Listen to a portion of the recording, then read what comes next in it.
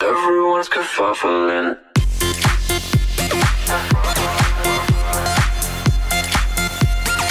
Everyone's kerfuffling. Welcome to the Kerfuffle Podcast with me, David Mintz, and I'm joined as ever by Simon Whale.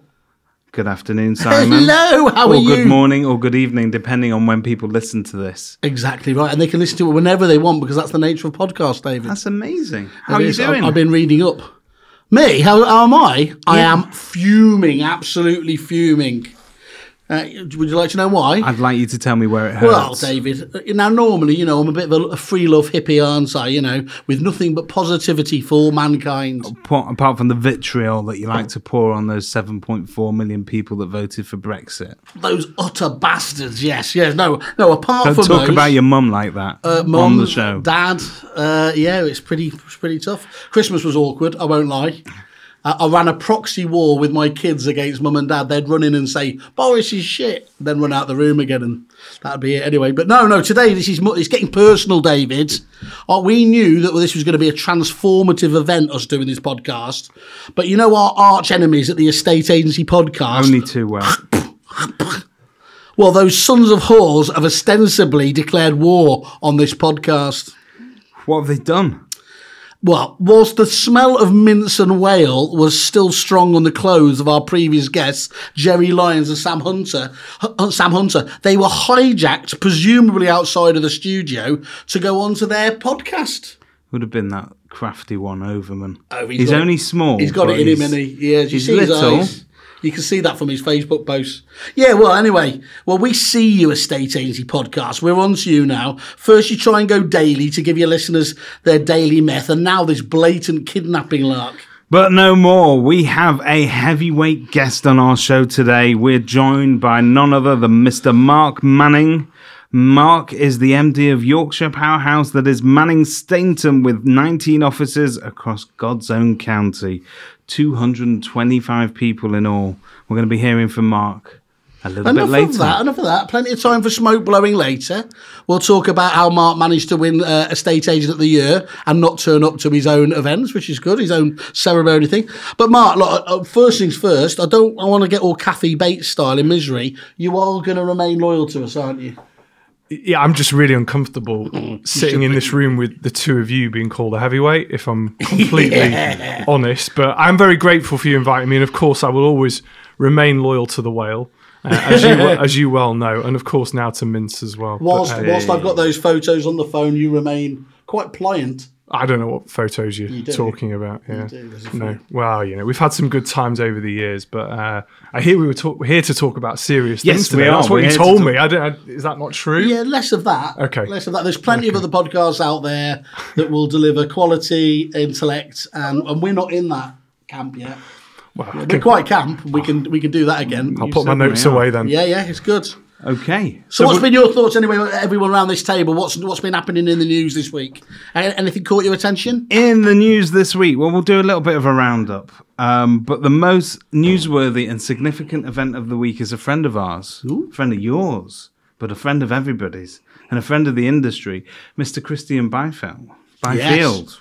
The Viking himself, the Nordic god of base property, and also now the Depository. Depository, yes. Which I can't say without keeping a straight face. But it's a great name. There are connotations there. It's a great name. But Christian has written, it can only be described as a bit of a love song about our industry that was printed by the estate agent today. It was meant to go into another newspaper as well, but I think they pulled it. Right. But basically, he launches a very strong defence of independent agents and recounts some of his tales. And honestly, it is a very genuine and robust. Yeah. Mark, did you read it?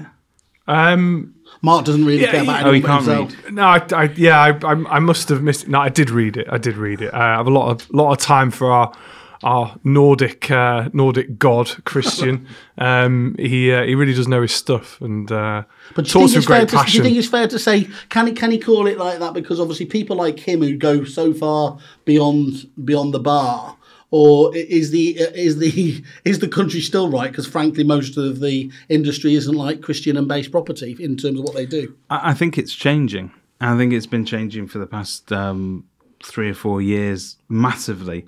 And whilst it always was so in the sort of upper echelons of property where things were done properly and they were trying to deliver a certain amount of value, I think that the online agents that came on the scene have forced all the other agents to up their game to remain relevant to the public. So You're saying agency found its soul? I think agency reacted to the dark side and decided to fight back. Certainly forced them to realise what they did well, wasn't it, which they couldn't have done previously. But do you think that was the case for everyone? Because I've seen a lot of agents within our local markets who've said, you know what, we see what some of these guys are doing and we say, well, actually, we're going to join that. We're going to try and join that crowd. We're going to try and compete with them at that level and bring ourselves down in terms of service offering. No, it never, ever works. That's just the race to the bottom. Absolutely. It depends what your philosophy is, and I think if you go to a lot of these seminars and you read a lot of the literature that's produced, it's all about upping your game rather than dumbing it down. Yeah. And I think if the public wants something that represents value from an agent, they want that human element. They want the things that a bit of software can't do. And the very large sort of purple-coloured agencies of this world, although they do represent a big slice of that cake in terms of the business being taken today, we've managed to keep them out of certain areas. So if you look around our area in North Manchester, you very rarely see one of their boards. Although being very clear, this is the first iteration, this is the first wave, isn't it? And they will come back and definitely change themselves. Promise. Mark, we've spoken about this before. One of the things that has always done my head in, and admittedly it doesn't take much, is why, on the face of it, some of the online agents, specifically Purple Bricks as well, have done really well in some of the areas like yours, and going to places like Blackpool, where the cost of the fee often for no sell no fee agents is almost the same or less than what Purple Bricks are charging. Yeah. Why? I don't understand that dynamic as to why they have. And literally, you can go down whole streets, can't you, and see that they have been dominated by the Purple Bricks boards. I have my own feelings on this, really, really clear, and actually really, really well surmised by a guy that I got a lot of respect for. We see him a lot through like Property Academy sessions, and actually came into our business. A guy called Roger Martin Fagg. Oh, he's fantastic. Phenomenal economist, behavioural economist, who talks about not just what's going on in the economy, but then gives you some insights into how you should look to try and add value within our industry. He talks about three things around positioning, being distinctive and being compelling. And if you look at our marketplace, which, as you rightly say, has been hit pretty hard by some of the online agents, some of the self-service agents, as actually we like to call them, I think a lot of that is because the consumer, the customers, don't necessarily see the difference between what we are doing and what those guys are doing. So it's about, as a business, trying to make yourself those three things. Know who you're trying to talk to in your marketplace, so get your positioning right.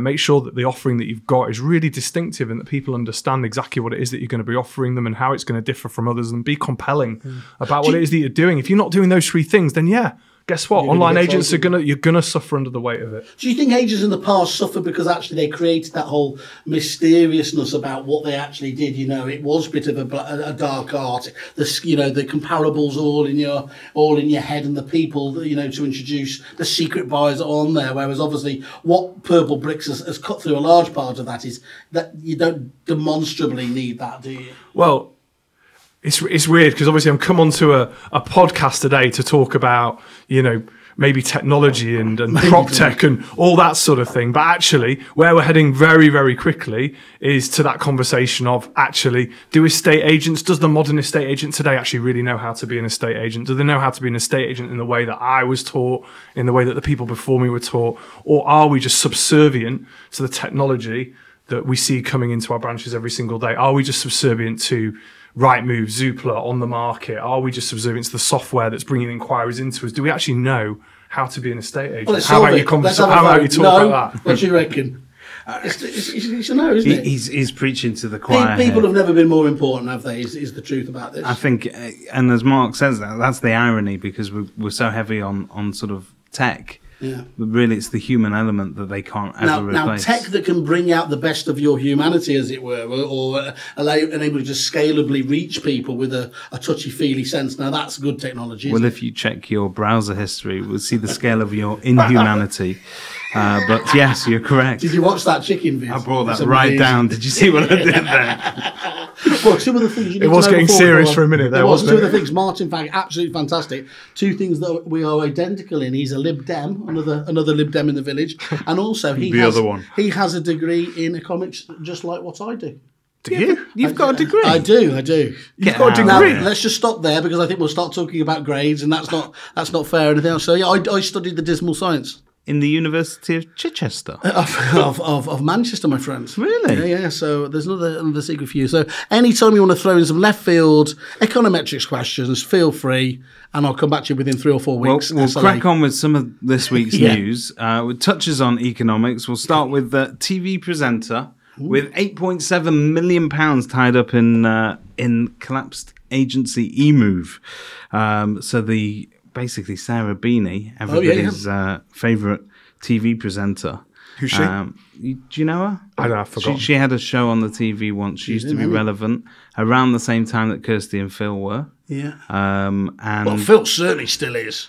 I'm not having that. Phil's at the Esters, and he's a maestro of the Agents Giving charity. So Didn't you play golf once with Phil Spencer? did. So basically, that anyone worked that out well, didn't it? as long as you have their needed a guard. telephone number, they're still relevant. yeah, exactly. Okay, all right. They're a friend of Simon's. But Sarah has lost many millions, apparently, and this is according to Russell Quirk. But it's a bit of an accounting exercise, he reckons, Okay. in terms of how the loans and the shares were structured. But it's certainly relevant But because bearing in mind we're almost at the end of the month, so any sort of tricks you do need to, need get to be them done out. in the next Send few in- days. If you could send in your best tricks for the next few days by email, taxdodges@kerfuffle.it. I think that'll help greatly. No one's suggesting this is dodgy, by Oh, the okay. way. But touching on what we've just spoken about, Tepilo and eMove certainly were two of the biggest in terms of the noise that they made when But they came to the cannibalised, didn't they? market. So all that I saw the online agents doing was nicking that private buyer market, wasn't it? The people who had been determined to, who didn't like a estate agent were determined to go down that route, and it never really broke out of that. Was it 10% of the market or whatever else? It's the people that were going to knock on the door anyway, Yeah. whilst your back was turned, and the people that were going to open them. So, Do you think yeah. it was? I think it was. It's, you have those kind of clients who. Yeah, I just think Occasionally come I try and turn it back on ourselves and say, is that a but? Because I get what you're saying completely. I'm not necessarily disagreeing with it, although I'm going to say something now that suggests I am. But there are those clients who kind of come and knock on your door. But is it not better and more effective to look at ourselves and say, well, actually, these are people that were searching for a solution because they didn't see the value in what we were doing? That is perhaps correct. yeah, but that's a very nice way. The other thing is that there are a lot of shits in the British industry, aren't there? Do you know what? Everybody likes a deal, so let's put it that way. The economics Everyone of it loves sometimes a deal. works. Yeah, everybody wants something for nothing. Yeah. And if they can do it themselves and cut out the middleman, they will do, as long as agents are not making that argument. But you tend to find that few and far between, and this model just doesn't seem to work where you're paying that fee up front, it's gone, it's out the door, and then people can stop caring. Who were the after ones that. that pivoted though? Who's Sam's lot over at great lad Sam Mitchell, but how simple didn't he? And didn't they do it on performance? Doing it for free, They're Simon. doing it, sorry, for They're doing free. it for free. I've got across a lot of the country. There's actually, I think, and I'm probably right in saying this, there's only one agent now who actually, online self-service agent, who provides a prepaid kind of option or deferred option, which is Purple So Bricks. it's evolving in So front of our eyes. it's all become no sell, no fee. I mean, I drew this model out with you years ago, and of course you can't do it to all the listeners today, but if you look at the online traditional market space and you drew a line from one end to the other, surely all that's happening is that one end is coming towards the middle and the other end is coming towards the middle, and we're all kind of meeting in this middle space, and the ones that will survive are the ones who are really, Everyone's really clear a about hybrid what they're agent to offering. some degree, Yeah. I think modern estate agency is kind of the term that we try and use. What that means in this moment is depends on exactly which space you fill. In other news this week, the cartels. So the Competition Markets Authority that's have scary. come down quite heavily in Berkshire. We're not going to name the agents involved. You can read all about that in the press. But what's interesting that they obviously offer a little bit of leniency to the people that come forward with the story in the first place. You're so right. we're not going to Snitches use. ended ditches. And it's oh, by the way, happy New Year to all our Chinese listeners. It is Year of the Rat. and also the coronavirus as well. It's horrible. Unfortunate. What a sick bastard names it after a beer. What, Stella virus or what else is it going to be? I was quite excited when I heard that coronavirus was coming, and then obviously, Packed up all the mints you could. yeah, not so fun now, is it? It's not as fun as they made out. But that's certainly something to look for. They've got until mid-February to pay their fines, and there are some massive fines levied They there. will. I mean, they're staggeringly. I mean, they really do jump out at you. And I think maybe I'm from a different era or different morality, because I didn't really see that much wrong in it to start off with until you did that sound to it. So, as you know, I sent you a little snapshot of my notes, and it's got in big letters. Is this really wrong? ? And the truth is that for years, agencies and certainly local agencies, there were sometimes sort of unwritten agreements, gentlemen agreements between different agents. It was beyond a nod and a wink, wasn't it? and it was seen as a line that people didn't cross. And I think that's gone out the window now. And I think everybody will gladly knife each other. I was going to say, is it just because there's always some bastard that will ultimately do it? I think so. But here, this seems to be a massively controlled and planned structure, and they've released copies of the emails and the conversations and the messages, and it's huge. Full on Enron style sort of. Well, for the property industry, this is the biggest story they've rumbled since you wrote in last week about your failed sponsorship. I do think for a business like the big business that was involved, clearly we're not naming names, but I don't know why, because everybody knows, but the big business that was involved, you don't want to have any skeletons in the closet. So I guess from their point of view, they had literally no choice. Yeah. Thinking about the future of the business, if we know we've got something happening here, then we kind of need to get that out and about in the open, so we're not going to get clobbered. And the message to the listeners are, you can break the law if you wish, just get out there first. It's okay. Find your morality. Well, to be fair, one of the directors there gave me a ring to let me know. And I thought, why are you bothering to tell me, given that we just found about my level of morality? This is the next Watergate breaking right now. And no, it was literally because they wanted to make sure that people understood who they were now as a business. They had dealt with it internally. They were obviously dealing as much as they could do there. Yeah. So there was no, they were lancing the boil, if you like, and making sure that there was absolutely no possibility of being misunderstood anymore. So last week, we also had a little bit of scandal. Purple Bricks in Canada offered staff paid days off in return for fake 5-star reviews. And they've just taken the FIFO award for outstanding customer service. You get so many of these reviews and you automatically get that award. No doubt you have to spend a certain amount of money with FIFO as well. But so you get a day off? Well, they give you a day off if you can get a certain amount of positive reviews. So if I turn around to my staff and said that you can have a long weekend as long as you get Mrs. Goggins to say that we weren't entirely shit this time. So Normie & Co, 92,000 reviews. We use a different platform, and it's well known that you cannot break that one. It's Trustpilot. We never gamed it. It cannot be gamed. But we have genuine 5-star reviews. But if you're incentivizing your staff to chase a review, really, they should be incentivizing their staff to offer outstanding customer service, as we do. But there's a world of difference here between encouraging people to ask for reviews and stuff. I mean, I'm not going out of my way on my mind say that you encourage your staff. When there's the opportunity, somebody says the right thing about you, they get a good review. There's a world of difference between that and forcing people or encouraging them when they're not in a positive place. Yeah. I mean, other than that, the British people are, we are bad at asking for reviews, but there's no problem with asking for a positive once you've got it. Will you leave me a review after this? Certainly can do. Thank you. I don't think there's anything wrong with encouraging your customers to go out and say great things about you or about your business. But obviously, if you're doing it in a way that is underhand or, in perhaps the way that's been suggested for Purple Bricks in Canada, it seems a little bit too much. There's been huge speculation, hasn't there, over the years about the nature of the reviews that they get online and all the things that they do. But I think you just need to go on all the various different platforms and you see the variance of opinion that there is between Google, All Agents, Trustpilot, FIFO. How can you have a business that at one point is 1 star and then at another point is 5-star? There should be some consistency across all of that, and I think you have to recognise that. The customers are going to go everywhere. Some sort of a metric, in particular, this is well known within the lettings industry.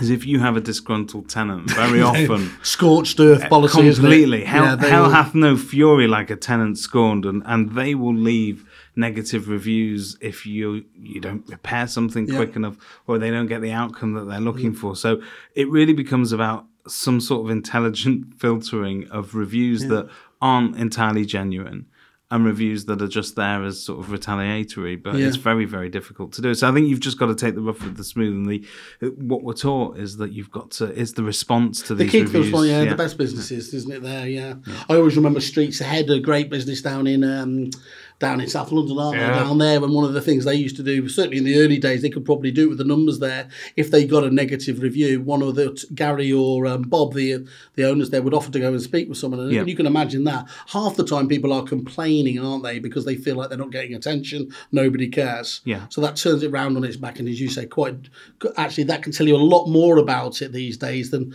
99 5-star reviews, can't they? You'd probably send Gary over Bob, though, wouldn't you? Yeah. He's much Gary's- smilier. He's much better. In other news, we reported last week we termed it property upskirting. You did, yes. So people that put property pictures on Instagram without the permission of the owners, and so they were getting sued. This week, who's getting sued? So in today's news, this is very fresh. The Mirror newspaper. It's not you, and it's not Mark. But they reported that a buyer who shall be known only as Kevin bought a one-bedroom flat in central London for $695,000 in June 2017. And at the time, he was given some property details, and as you do with summary measurements, and those were passed to his mortgage broker and the banks and everybody else. And he had to hand over the details as part of the mortgage application. This is the important point he's trying to make. And then when Kevin has attempted to sell his flat 2 years later, in 2019, used a different agency that's come up with a lower asking price of $675,000. Now, we all know that asking prices are based on a lot of relevant bits of statistics and information, namely what's happening in the market locally, what are things changing hands at, not necessarily on square footage. So over here, they're basically claiming that the down valuation has come from the mismeasurement. Now, who amongst us, Simon, hasn't tried to pass something off as being slightly bigger than it actually is? With a name like Whale, how could you avoid it? No money back guarantee. What a sick joke that is. But if this is truly going to happen, this has massive ramifications, because effectively all you end up doing is scaring agents into actually not putting measurements on details anymore. There's Because we no will detail. basically say, we Then don't we even can't know if call it's them a details flat. anymore. Come and have a look at it. Check it out yourself. Or just measure it properly. You could measure it properly. You Bear could that, do. that is the other You resolution. could do. But Look, you not missed the everybody best has the practice. high. Oh no, I'm so sorry. Not everybody has the same high standards of measurement that my wife does. From the base. Measure This from is the 6 base. inches right here. Okay. I can't see that, fortunately. No, they can't. The viewers at home cannot see. You better that. be including my favourite story of the week. You're going to tell us what your favourite story. I do want to please. say it because it jumped out at me. It was like, it's that Pablo Escobar's brother is launching a phone. And I encourage all our listeners to Google that and to get on the advert. It is the most inappropriate advert you have ever watched. really? See, I Yeah, haven't- we would not be allowed to run that here. Have you seen the line of phones he's got on offer? He's Oh, got a, very good, the line got of a phones. great Well few done. lines. Well I've done, heard. Mark. Yeah, Yes. very Nod good. and a wink. Well done. Sorry. But he's taking on the big boys. He's gone straight after iPhone and Apple, and it looks good. You can fold it. It's foldable. Brilliant. You can wipe it down after you've used it. It's very, very. Mirrored front. Anyway, enough of that. Anyway. So yeah, that was my favourite story. So I enjoyed that. Not entirely agency related, Yeah. but we do spend a lot of time on the phone. In other news, get rich quick property courses are now under fire as well. So basically, there is this sort of culture of, but this time this has actually been brought forward after, unfortunately, one of the attendees did commit suicide after it all went south after the after the course. I don't honestly think that this is something that's likely to repeat itself, but they will start to up the standard, I'm hoping, of these courses that are offered to people. There is no such thing as a quick buck, is there, Mark? No. When are you doing your course? Next week, Minces $5.99 make a mint. starter course. It's not quick, but first 3 minutes is free. Okay, and now it's time for Word on the Street. Hit it!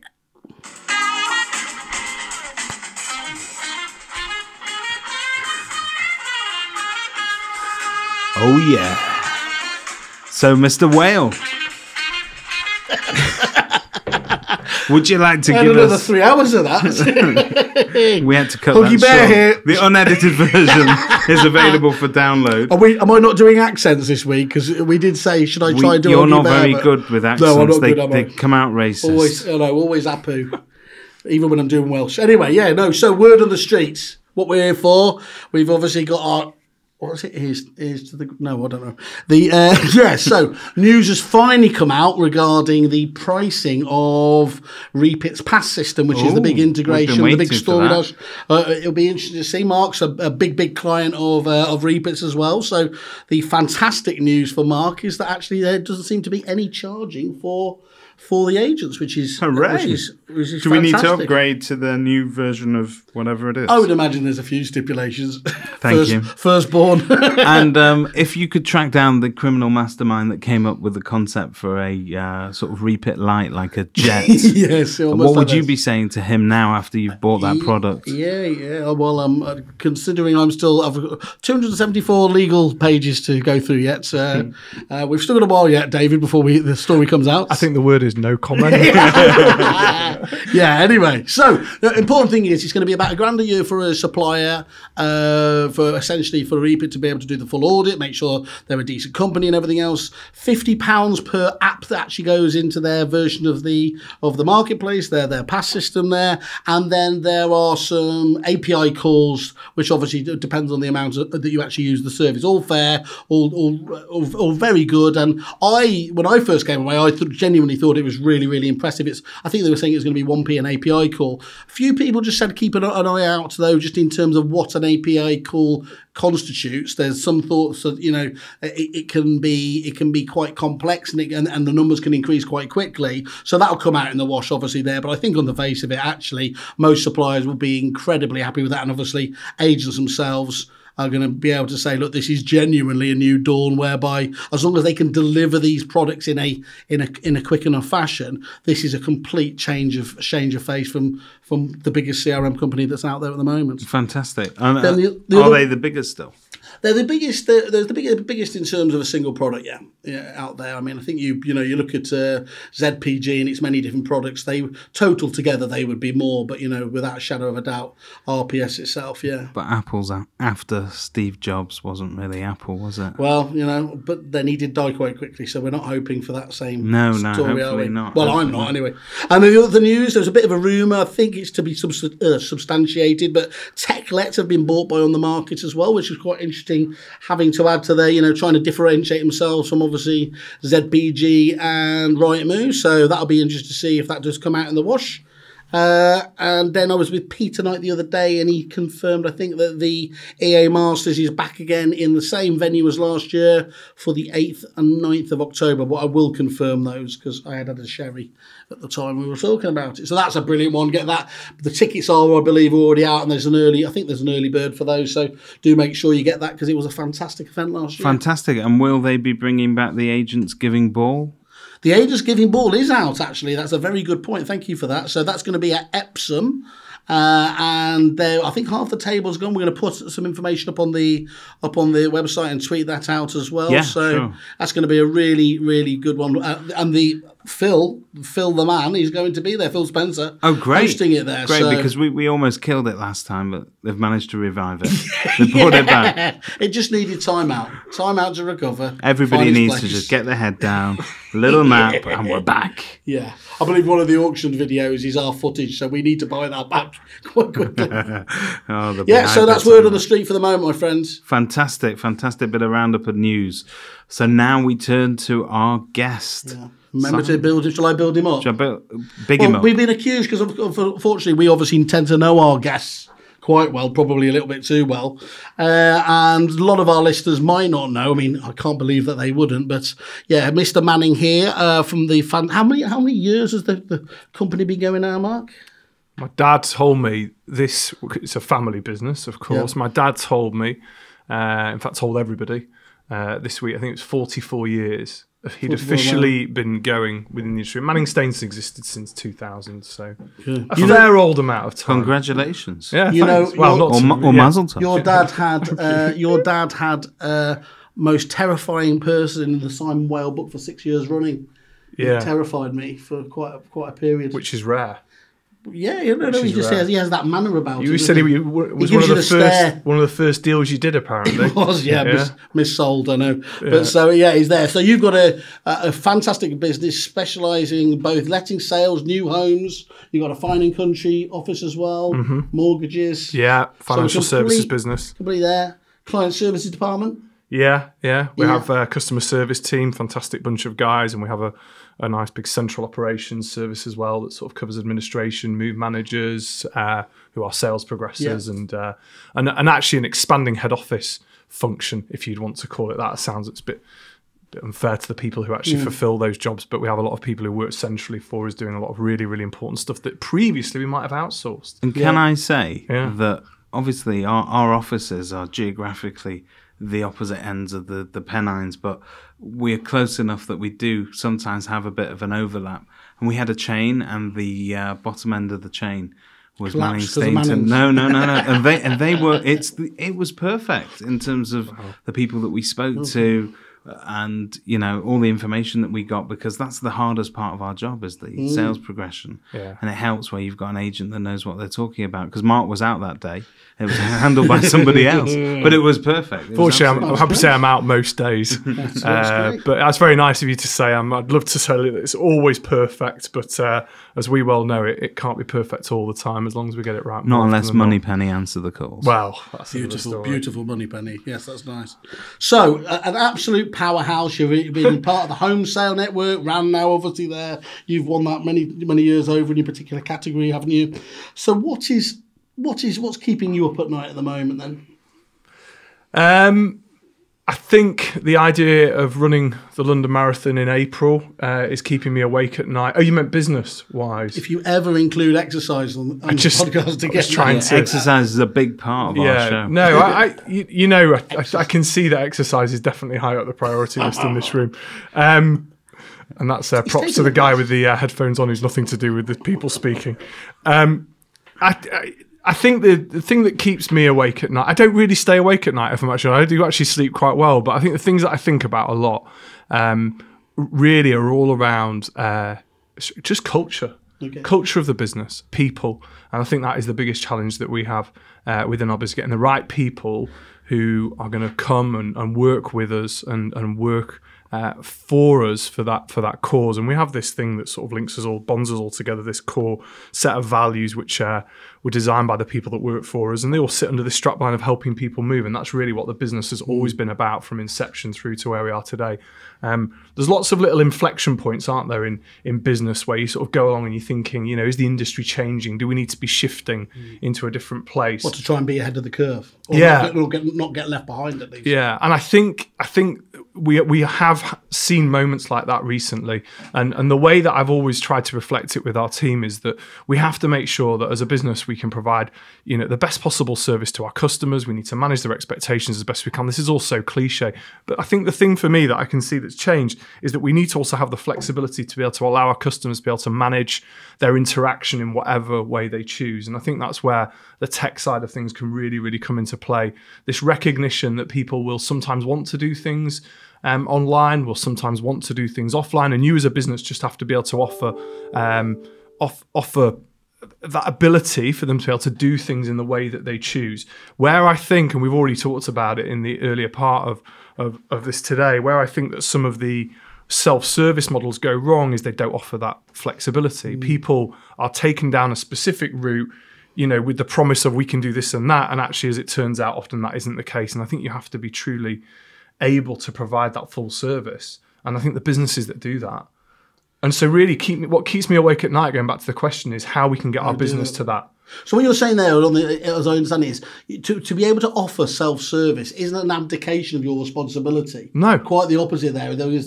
For those other people that want to have full service and have the have your team looking after it, that's absolutely fine. You've got them catered for. But those that say want to maybe go at a different pace and have a different different lifestyle, they don't want to. There's a growing amount of people who just don't answer the phone, do they? They want to react digitally. Logging into things like your property trackers, which give access to both your vendors and your landlords, full 24/7 access. And I think it is quite amazing the amount of people logging in at all times of the day or night on those, isn't it? Yeah. If you think about what the estate agency business really is, at its heart as an industry, it's fair to say it has literally never changed. The idea of linking buyer and seller together in the way that we do through that very emotive and very difficult period in their life, thinking about all the reasons that drive people to make this change.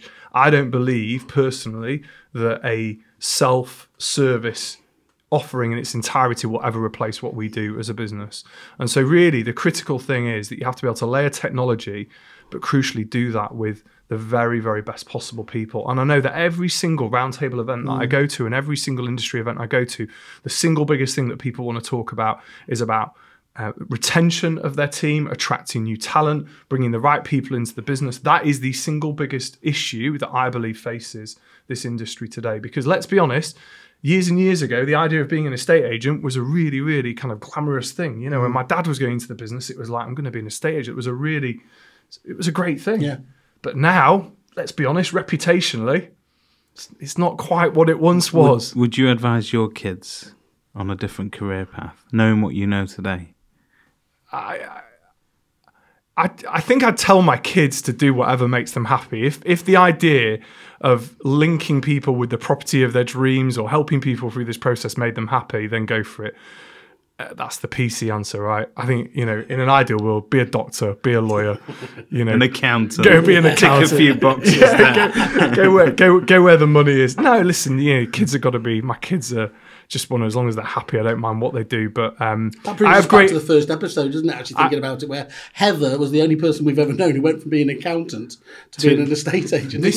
But it is the greatest business to be in. It is the best business. That thrill of helping people in the way that we do. But how on earth a computer is ever going to do that? I have no idea. The threat of AI, you mean, in terms of this sort of this huge disruptional thing that's out there, and it's not going to happen anytime soon, is it? No, and when you listen to all the podcasts that are out there, and particularly the guys from Australia, when you hear them talking with passion about the industry, what keeps them awake at night about how they're going to get to their next deal, what time they're going to make, how many people they're going to call the next day, how many relationships they're going to build. That's it. That's our business. Yeah, they get the fees that are deserved, aren't they? Really. Oh, yeah. So talking about this, I mean, obviously, this is ostensibly more focused around the supplier side of things. You do have quite a eclectic group of suppliers, but I think it's fair to say you yourself separate them into different categories, don't you? There's, if you like, well, do you want to talk about it, and then we'll jump in who you see as. Well, let's put them in two camps, shall we? And then we won't do this through the whole thing for all industry suppliers, but let's put them in two camps: essential and non-essential. Yep. Essential and non-essential suppliers. So what's an essential supplier is what it sounds like. Something you can't do without. CRM system, absolute foundations of your business. You can't last without one. Email marketing systems, you can't last without those things. You have to be able to communicate with your customers. Website, whether you do it internally or externally, you have to have a really, really high quality website. And I don't think agents spend enough time focusing, by the way, on that particular part of their business. And I've never really understood why. And so those are the three key things. You could argue that everything else after that is actually non-essential, arguably. They should be delivering an ROI, but they might not be a must-have still, now, aren't they? There are certain things like, my friend Christian at Van Milder, we couldn't do without Van Milder, our tenant referencing company within our business. Yep. It makes the job easier. It creates a streamlined process where otherwise it would be a really cumbersome process. All the ticks in the compliance boxes. And absolutely. Things like that, Absolutely. And it doesn't create any complacency with your front line people. The thing I take objection with, Simon, and David, are the ones where you are trying to plug the gaps of things that your people aren't doing. Yeah. I can't fail safes. Fail safes. Yeah. When did our industry become about fail safes?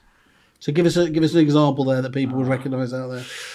I don't want to name any particular suppliers because I think that's really, really unfair to but do the that. actual- what- But the what's the website principle to is, do? okay, what about the sorts of suppliers where you get a portal lead coming Yeah. into your business and you have a system that handles that portal lead, does certain things with it, Yeah. and then gives it to your team to then deal with in a way that they should really have done already around a specific set of SLAs that they should already be doing anyway. But it's rebadged them as hot or not or something, you know, like. I struggle with things like that. I have to be honest. Mm.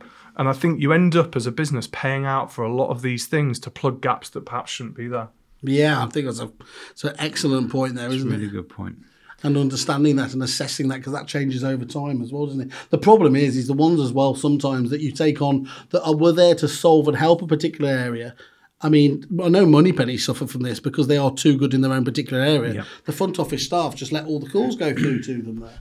You know, You've that's, got to really keep on top you've of that. really got to make sure look, they are there for a particular But reason. it's great to know that when you are struggling because of volume or whatever, if you're a couple of people down, that it's going to be taken care of in a way that you would trust. But you see, David, that becomes an essential service. It That's does. an essential It does. service. And you know, the work that Moneypenny do is incredible. Yeah. As a business, the training, the investment that they make, I've seen it firsthand. It's absolutely phenomenal. And I think you can categorize that in that moment as an essential service. If you've got a team full of people, if you've got an office full of people that should be answering the phones that aren't, and you switch on Moneypenny, that's a non-essential service that you're using to deal with the inefficiencies of that team or the things that they should be doing. And I think that's where you have to be really careful. Is there anything outside of the actual appraisal process itself that can't be outsourced and specialised?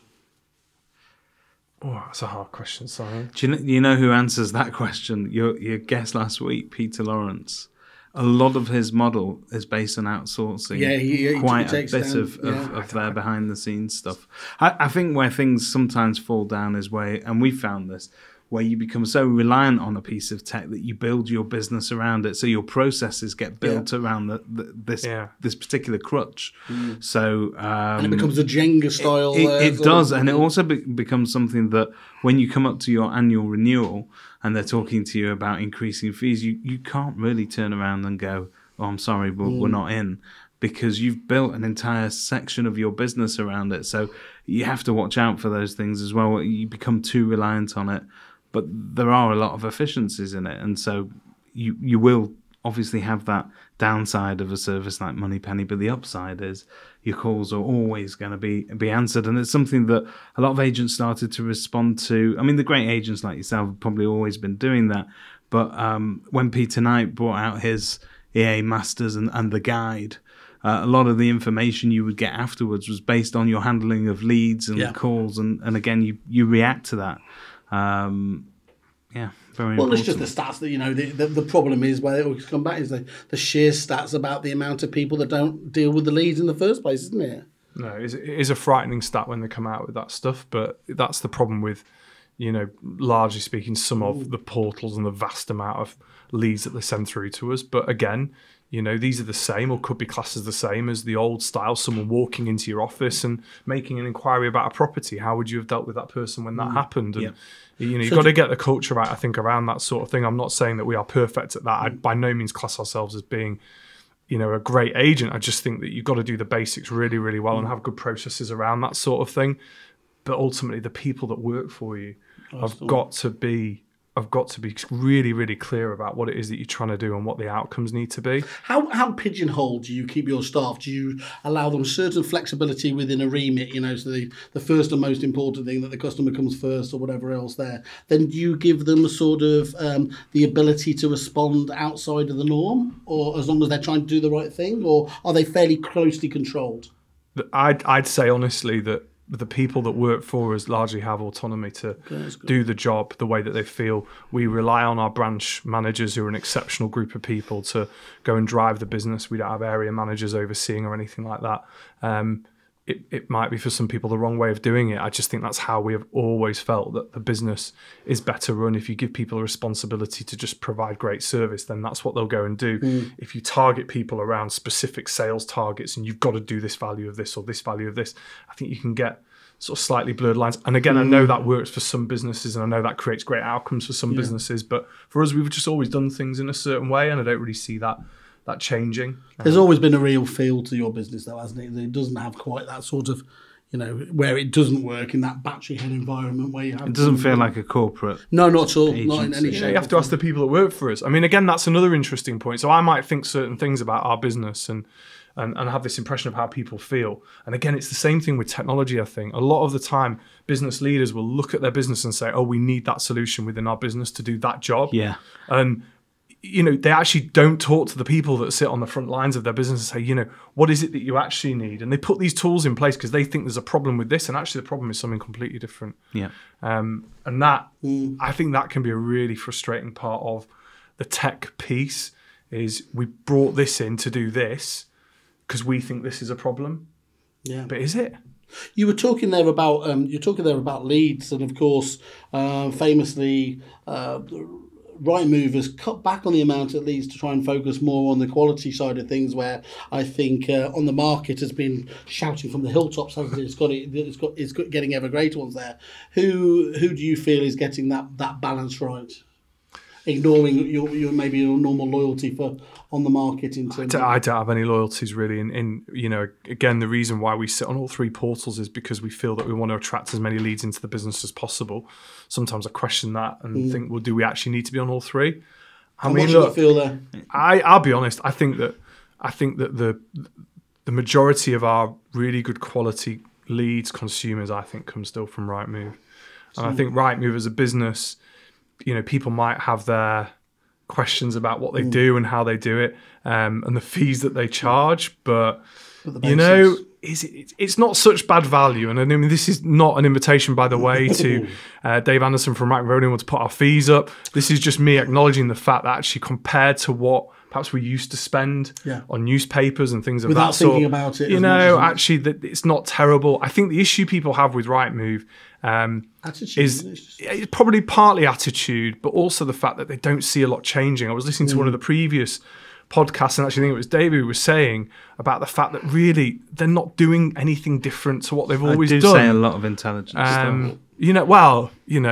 I would say it's why I'm here, Mark. It's why I'm. They had to find someone to balance him out, didn't they? No, but it's true. I think if you look at where they can add value in the future, I think they're probably going to have to fall in line with the Australian model, which is to start providing direct training to agents. And again, we had a little smattering of that, where your Rightmove rep has that uncomfortable conversation with you about, well, let's talk about how you're responding to those leads and take it through. And they're doing more and more with Julian, aren't they? Julian O'Dell, famous. They are. So they have a lot of those seminars, and I think they're definitely, I mean, they're free. They're there. You can log in and you can, I say they're free, but they're funded by the huge amount of fees that we all pay to them. But it's their way of trying to add that value back in, and I think it's the only thing they can do. And just to remind Rightmove, of course, we still haven't got that sponsor signed off just yet. Rightmove, there is still time before season 2. Very narrow window of opportunity here, Mr. That's Rightmove. We've got Gordon's Gin,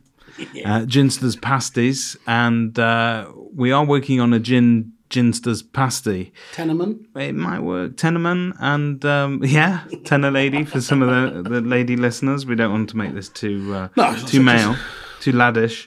But yes, we are looking for a sponsor, and we're willing to let it go at a reasonable fee. Good. We're incentivized. Good. Okay, right. So we've dealt with some of your key partners there in the business. Have we? Yeah, we have. Yeah. So come on then, give us your best stat that our listeners wouldn't have heard before. Oh, best stat. Come on, give us some enlightenment. 100% of what Simon Wales says is nonsense. No, that's not true. He's actually really That's exactly what the tank man said. He's actually really smart. Do you know the stat I always say to my guys? And it's always reactive around kind of this comment that they make. We're not getting invited in. We're not going through enough doors. We're not seeing enough valuations. Whenever that comment comes, the first port of call go straight into the Reapit database. We have a look at the sample of what's come on the market. You know, more often than not, I find that 50 to 60% of the customers that have reached the market within what I'd call our core patch have been spoken to or have been in touch with one of our team at some point in their life cycle, their moving cycle, whatever you want to call it. That's fascinating. So how long would you say that is, though? Would you say? I'd say that can range anything from sort of like first 12 to 24 months. That most people would start that cycle. You can find obviously people all the way back to 10 years, but you don't classify those. You can't expect people to stay in touch with them for that period of time. But I do think as an industry, we're nowhere near as good at keeping contact with people. We're still a bit too tunnel visioned around what's happening within our immediate future. And we need to be a bit more about picking up the phone and speaking to people and building relationships. Do you know the KPI of how many of those you do trap? Because clearly, you know, if you were, let's say you were converting 20% of those and you've got 50% that weren't, there's just such a massive window for improvement there. Well, I know what our market share stats are that sit across the business, so I know what volume of new instructions we take on with all specifically. That's one of the key metrics that we look at. We have this mantra really that we want to be first place within each of the marketplaces that we cover. The absolute worst, we want to be second place. So anywhere that we're not, you know, we consider that to be a location that is not functioning the way that it should be. I think too often agents are pretty satisfied of being in fourth or fifth position when actually a lot of the time that won't pay the bills. By the way, first place isn't always essential. There was always plenty of people over the years who've made great businesses for themselves by being in second place, you know. Yeah, okay. It's the Avis car rental story. Sure is. They built it around being number 2. They did. Because they just try harder. That was their tagline for years. Well, perhaps he's not doing the worst. Well referenced. I've done my research on this. So, as somebody who's now got sort of 19 branches, what's the one bit of advice that you'd give to an estate agent that has a single branch or their second branch and they're looking to scale upwards? What's the one thing that you could pass on to them? If you had a single branch and you're thinking about scaling, I think you have to be prepared not to grow to 2 or 3 branches. I think you have to be prepared to grow quite significantly to get to a point where it's actually going to make sense, because more often than not, I think as a single branch agency, I think you can do far, far better operating as that single branch than you will do as 2 or 3 branches, because all that's going to happen is you're going to split yourself over lots and lots of different locations. I think the best example of this, and it pains me to say about him specifically, but he's a great guy, even though, you know, shouldn't say that again in public, but Gareth Ashington of Ashington Page, he's a good friend, and we give each other a lot of crap, but, you know, actually a single branch agency. And in Beaconsfield? Absolutely, and absolutely does the most amazing job down there, because he is just that marketplace. Yeah. Lives and breathes it. He lives and breathes it, and you know, he doesn't need to compromise on what he does. He can be reactive to what's going on in his marketplace. And as soon as you start to scale, you do lose that flexibility a little bit. It's very, very hard. You've got a lot of those, haven't you, across the country? People like Coulter's over in York. You've got people like Haslam's in Reading. These just powerhouses that totally outperform, don't you? That's why, you know, it's people who talk about branches as a metric often for charging quite often get it wrong, because you can get yourself unstuck by doing a one-off deal with one of these companies, and they might have, you know, 30, 40, 50 people within there as well. So I think number of branches can be sometimes a little bit of a vanity number. I don't think it's all about that. Do you think it just comes because of the portals? That was the charge. I think it's become, you know, covering those areas, isn't it? I mean, each one of your branches needs to be where it is, right? Yeah. I'd say, you know, in the vast majority of cases, there is a market that is significant enough in size that if we consume a 20 to 25% market share of that area on listing, we will make a really, really good profit within that branch. And, you know, again, that's something I think people don't always look at before they open up a branch, is actually trying to take an assessment of what is the size of this marketplace? What percentage of the market am I going to have to consume before I'm actually going to make some money? Yeah. There's no point in opening in a market where there's only £500,000 worth of transactions each year, because you ain't going to make any money. So, you know, I'd always say it needs to be like £1.5 million total patch value before you're even thinking about going into that particular market. That's a bit serious, isn't it? It is. Well, let's lighten it up. What's the funniest thing, vaguely clean, that you can tell us of your days in a estate agency? I don't know why I said clean, really, because that's not the sort of podcast we are. I've been travelling around recently with my dog and a tie story. It's my favourite story. It's not funny, actually, to be honest with you. It's not clever. No, so my dog in the tie Save story. it for the estate agency Well, podcast. when you say tie, you mean Dog in a tie tie. as As in in the a one that necktie, I'm yeah, like wearing? the one you're wearing, the one that I'm not wearing Not a now. tie takeaway, because there's quite a lot of dog in my. Look, to be honest, look, we can get away with racism, anti-religious. I'm not allowed to do that. Anything against animals is going to get us shut down. I told this story at a Property Academy meeting that we had recently. And Everyone was okay. everyone was okay. Yeah, go on then. it was my little moment in this one. I mean, for me, it was an enjoyable story. It was one of the things that reflected what I feel about our business and how people should operate. But I went into a house many years ago, go and see this lovely old lady, talk to her about her property and potential of selling it. Dave looks like he's going to say something here. No, I'm not. I'm taking tips. Go on. And you know, tips. I walked in the house and there was a chocolate Labrador there, and it was a lovely dog, but it was obviously not happy about me particularly being in the house. I can understand that. And so the lady who owned the house, this little old lady, put the dog outside whilst I went and about my business and, you know, did my valuation, talked to her about a house and how we could help her sell it and all that sort of thing. Nothing funny about that. And then left the house and was on my way back to the office in my car, and was coming down to where the ring road is in Leeds, for anybody who knows that, and saw this chocolate Labrador stood on the corner. And instantly I knew that this dog had escaped its guard and had found its way down to this busy road, and had this image in my mind of this dog being tragically run over. And so, you know, did the thing that I think most people would do. And I got out of my You're car. a beautiful human being. Well, You put it out of his misery. I did. I ran it. No, I didn't. I went to the dog, and obviously seeing me approach it as it did, quite rightly, the dog ran away. So I'm then this stupid estate agent in his suit running after this dog Benny across Hill the ring Music. road, Benny Hill Music Company, and ended up catching the dog. Because yes, I am that quick. No, he stopped, fortunately. Caught the dog on the other side of the road and was trying to drag it back by its collar over the road, wouldn't come, and so took my tie off. And used it as a And I leash. used my tie as the lead. That's like MacGyver. I honestly, it was one of those, and I walked the dog back to this lady's house. Obviously, she was very distressed because she'd realised the dog had gone. She saw the dog. She was very emotional. She said, "Thank you." I went on my way back to the office. And by the time I got back to the office, she'd called and instructed me. And that, fantastic. as silly all a you had to do was story, leave the door open. The dog came back wearing a tie. as silly a story as that is Done for well me, for himself. It's good. that was what it's all about. lovely. Looking after people. It's a great story. Well, thank you very much for that. At least I feel overwhelmed now with the human good. Yeah, I mean, we don't normally do that, do we? don't, Phil? no. But in wrapping up, we'd like to remind our listeners that Agents for Oz is still ongoing. Yes, it is. They're still burning. So. It's Australia Day today, yesterday. Yes, whatever the time difference is. Absolutely. Whatever it is, your money is still wanted. It's still necessary. Keep it coming in. The links are still there. And we will be reporting back on that next week. Good. And Mark, thank you. To say thank you, we can't afford actual money, so we're going to give you a legendary kerfuffle Wow. woolly hat. Another- Just as it's about to get It looks a cold. little bit pre-loved. Another one of those. Just a little bit. I'll tell you about that. I've already got 3. And on that note, On that bombshell. tune in next time. Everyone's kerfuffling.